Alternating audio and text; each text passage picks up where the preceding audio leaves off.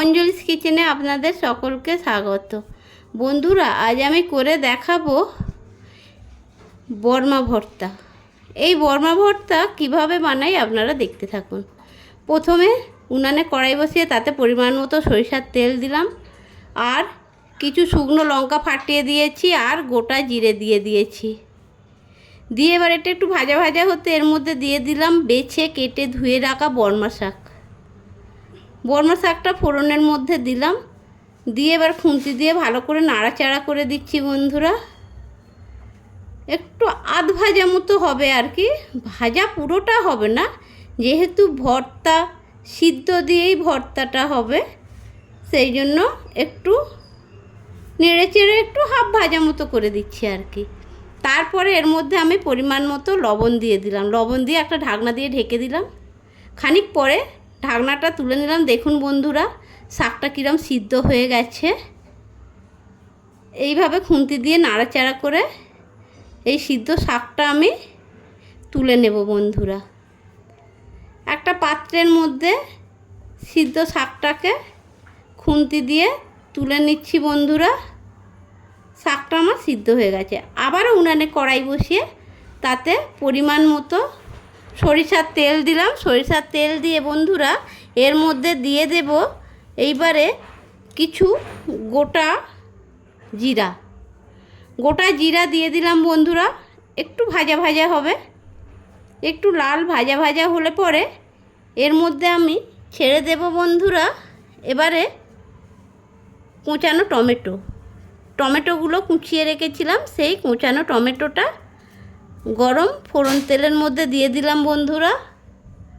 তারপরে খুন্তি দিয়ে একটু নাড়াচাড়া করে ভাজা ভাজা করে নিচ্ছি, যাতে করে টমেটোর কাঁচা গন্ধটা না থাকে। এই জন্য একটু ভাজা ভাজা করে নিচ্ছি বন্ধুরা টমেটোটাকে। এইভাবে আমি ভাজা ভাজা করে নিলাম। মোটামুটি আমার টমেটোটা ভাজা হয়েও গেছে।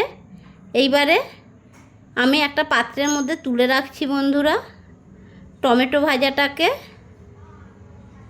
এইভাবে আমি সমস্ত টমেটোগুলো, মানে ভাজা টমেটোগুলো আমি একটা পাত্রের মধ্যে তুলে নিলাম বন্ধুরা।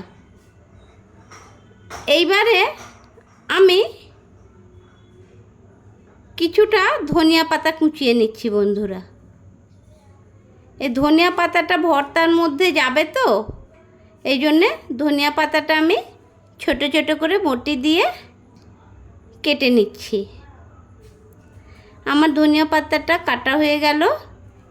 এইবারে বন্ধুরা আমি কিছু রসুনের কোয়া খোসা ছাড়িয়ে রেখেছিলাম, সেই রসুনের কোয়াগুলো এইবারে আমি ছোট ছোট করে বটি দিয়ে কেটে নিচ্ছি বন্ধুরা। রসুনের কিমা মতো করে রসুনগুলোকে কেটে নিলাম। এইবারে বন্ধুরা আমি পেঁয়াজটা কুচিয়ে নেব। ওইভাবে পেঁয়াজটাকে ছাড়িয়ে খোসাগুলো ছাড়িয়ে নিয়ে পেঁয়াজটা এবারে ঝিরি করে কুচিয়ে নিচ্ছি বন্ধুরা। ওটাও শাকের ভর্তায় যাবে। আর একটু শাকের ভর্তায় পেঁয়াজ কুচোনো বলুন, একটু রসুন কুচানো, তারপরে ধনেপাতা কুচানো দিলে খুব টেস্ট হয়ে যায় বন্ধুরা। এইবারে বন্ধুরা আমি কেটে নিচ্ছি কাঁচা লঙ্কা। কাঁচা লঙ্কাকে ছোট ছোট করে কেটে নিলাম বন্ধুরা। মোটামুটি আমার সমস্তটা কাটা শেষ হয়ে গেল।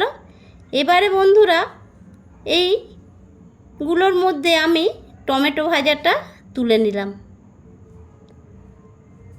আর এই সেই সিদ্ধ বর্মা শাকটা বন্ধুরা এর মধ্যে কোঁচানো পেঁয়াজটা দিয়ে দিলাম। কোঁচানো পেঁয়াজটা দিয়ে হাত দিয়ে ভালো করে মেখে দিচ্ছি বন্ধুরা। তারপরে এক এক করে রসুনের কুচিটা দিয়ে দিচ্ছি।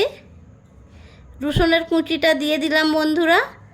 তারপরে বন্ধুরা দিয়ে দিচ্ছি সেই যে টমেটো ভাজাটা দিয়ে, এবার ধনিয়া পাতা কুচিটা দিয়ে দিচ্ছি বন্ধুরা। তারপর সব শেষে দিচ্ছি কোঁচানো কাঁচা লঙ্কা।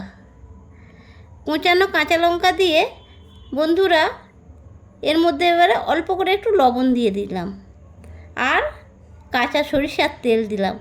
জানেন তো বন্ধুরা, সমস্ত মাখাতে সরিষার তেল না হলে, একটু কাঁচা সরিষার তেল না হলে সেই মাখাটা, ভর্তাটা সম্পূর্ণ হয় না। আমার ভর্তা মাখাটা হয়ে গেল, বর্মা ভর্তা। এইবারে একটা পাত্রের মধ্যে আমি তুলে নিচ্ছি বন্ধুরা। এইভাবে পাত্রের মধ্যে ভর্তাটাকে, সমস্ত ভর্তাটাকে একটা পাত্রের মধ্যে তুলে নিলাম।